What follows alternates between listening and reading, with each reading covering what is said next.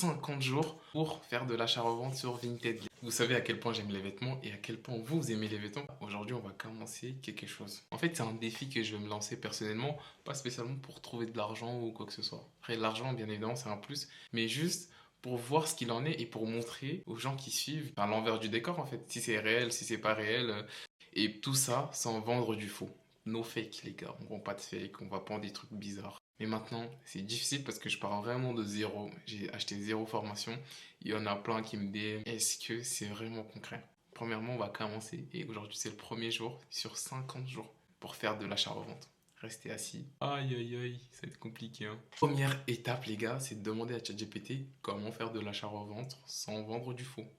C'est très important parce que je pars de zéro en fait. Pas de contact, rien. Je pars de zéro. Comme toi en fait qui regarde la vidéo, tu pars de zéro, tu as envie d'en faire. Donc là, je vais tout filmer de A à Z tous les jours. Voici un guide complet et honnête et légal d'après ChatGPT. Choisir une niche rentable et authentifiable. Deuxième étape, acheter malin, source fiable, zéro faux.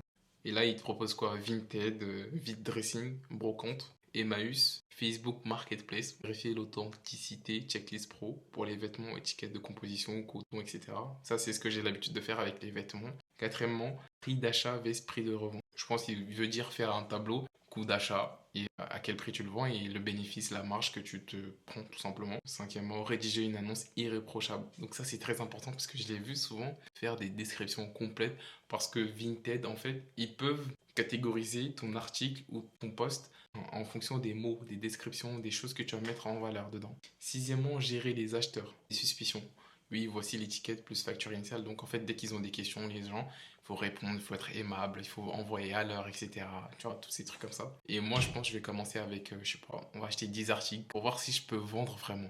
Ce qui est important, c'est que pour tester, les articles que vous avez déjà, vendez-les. Ça vous fait un peu d'argent et après vous pouvez réussir tout simplement. Les pièges à éviter, ils disent ne jamais acheter sur AliExpress pour revendre, ne jamais enlever les étiquettes, ne jamais mentir sur l'état, ne jamais ignorer un message. Réponds en 2 heures max. Moi je partirais plus sur des pullovers. En fait, de mon expérience, pullover, je trouve que ça se vend assez bien. Dès que tu arrives à les mettre en valeur avec la photo, c'est des choses qui peuvent partir. On se note ça, pull. Ça c'était le premier jour les gars. N'hésitez pas à me dire ce que vous en pensez. Et si vous avez de l'expérience, envoyez-moi des messages les gars.